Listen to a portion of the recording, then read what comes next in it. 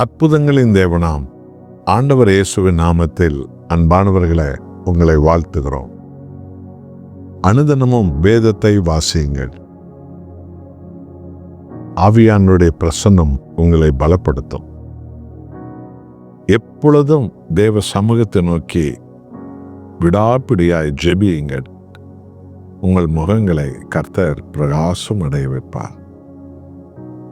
ஏசாயா 19ஆம் அதிகாரத்தில் 22வது வசனம், கர்த்தர் எகிப்தியரை வாதையினால் அடிப்பார், அடித்து குணமாக்குவார். அவர்கள் கர்த்தரிடத்தில் மனம் திரும்புவார்கள். அப்பொழுது அவர்கள் விண்ணப்பத்தை கேட்டு அவர்களை குணமாக்குவார். அன்பானவர்களே, கர்த்தர் எகிப்தியரை அடிப்பார் என்றால் அவர் மாம்சமான யாவருக்கும் தேவனாகிய கடவுள். இந்த உலகில் உள்ள எல்லா தேசத்திற்கும் அவர் தேவன். எல்லா இனத்துக்கும் எல்லா ஜனத்துக்கும் அவர் தேவன். ஆண்டவராய் இயேசு கிறிஸ்து முழு உலகத்தை மீட்க வந்த தேவன். முழு உலகத்தை மீட்டு கொண்ட தேவன். மனித குலத்துக்கு நித்திய ரட்சிப்பை, நித்திய மன்னிப்பை கொடுக்கும் கர்த்தர். ஆகவே எந்த ஒரு தேசத்தில் அக்கிரமங்கள் பெருகுகிறதோ அந்த தேசத்தை கர்த்தர் அடிப்பார். அவர்கள் காயப்பட்டு மெய்யான தேவனை தேடும்போது அவர்களை அவர் குணமாக்குவார். இதே போன்றான் ஆவிக்குரிய வாழ்க்கையில எகிப்து என்பது பாவத்தின் சின்னம். ஆகவே பாவத்திலே மூழ்கி போனவர்களை அப்படியே தேவன் விட்டு விடுவதில்லை. ஒரு நாள் பலவீனங்களினால் அடிப்பார், பல கேடுபாடுகளால் அடிப்பார், பல நஷ்ட கஷ்டத்தினால் அடிப்பார், பல பொல்லாத நோய்களை அவர்களுக்கு அனுமதித்து தேவன் அடிப்பார். இப்படி கோடி கோடியான மக்கள் இன்றைக்கு பூமியில் இருக்கிறார்கள். அவர்கள் அடிக்கப்பட்ட போது குணமாக்கும் தேவனை தேடி கண்ணீர் விட்டு பாவ மன்னிப்பு கேட்கும்போது அவர்களை கர்த்தர் மன்னிப்பார், அவர்களை குணமாக்குவார். எத்தனை அற்புதமான ஒரு சத்தியம்!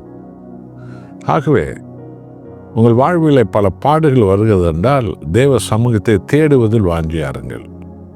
திடீரென்று ஒரு நோய் வருகிறதா, ஆண்டவர் சமூகத்தை தேடுங்கள். திடீரென்று ஒரு நஷ்டம் வந்ததா, கஷ்டம் வந்ததா, கர்த்தர் சமூகத்தை தேடுங்கள். உங்களை சூழ்ந்து சில பிரச்சனைகள் எழும்புகிறதா, தேவ சமூகத்தை தேடுங்கள். என்றால் இவைகளெல்லாம் தேவனுடைய ஒரு பாஷைகள். இதெல்லாம் நமதை சீர்படுத்துவதற்காக வரக்கூடிய அடிகள். நாம் தேவ சமூகத்தை தேட வேண்டும். அப்பொழுது கர்த்தர் நம்மேல் மனதுருகுவார், நம்மை மன்னிப்பார், நம்மை பூரண குணமாக்குவார். நமக்கு ஆண்டவருடைய தழும்புகளால் எப்பொழுதும் சுகம் இருக்கிறது. நாம் ஆராதிக்கிற தேவன் நமக்கு தேவனாய் மாத்திரமல்ல, நம்ம உண்டாக்கிய தகப்பனாய் இருக்கிறார். தன் பிள்ளைகள் மேல் அவர் கர்சனை உள்ளவர். அந்த பிள்ளைகள் எத்தனை முறை கழுவினாலும் திரும்ப பாவம் இன்னும் சேற்றுக்குள்ளே போகிறது. எந்த பெற்றோர் ஒரு முறை அந்த பிள்ளையை கண்டிப்பார்கள், அவசியம் ஏற்பட்டால் கன்னத்தில் ஒன்றை அடிப்பார்கள். பிறகு அந்த பிள்ளை கழுவி சுத்திகரித்து தூக்கி வைத்துக் கொள்வார்கள். அது விரும்புகிறதெல்லாம் அந்த பிள்ளைக்கு கொடுப்பார்கள். இப்படித்தான் உலக பிரகாரமாய் நடக்கிறது. அப்படி என்றால் தன் உயிரை கொடுத்து நம்ம மீட்டு கொண்ட நம்முடைய தேவனாகிய கடவுள் எவ்வளவு நேசமுள்ள தகப்பன்! ஆகவே அன்பானவர்களே, எந்த ஒரு கஷ்டம், நஷ்டம், பாடு, பலவீனம், போராட்டம் வந்ததென்றால் கர்த்தராகிய இயேசுவின் சமூகத்தை நாம் தேடுவதில் கவனமாக இருக்கணும். தேவ பாதத்தை பற்றி கொள்ளணும்.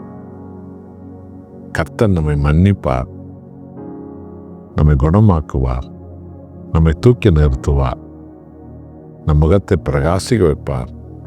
புதிய ரட்சிப்பு, புது பலன், புது ஆசீர்வாதம், புதிய சமாதானம், புதிய அடையாளங்கள் நம்மை மூடிக்கொள்ளும்.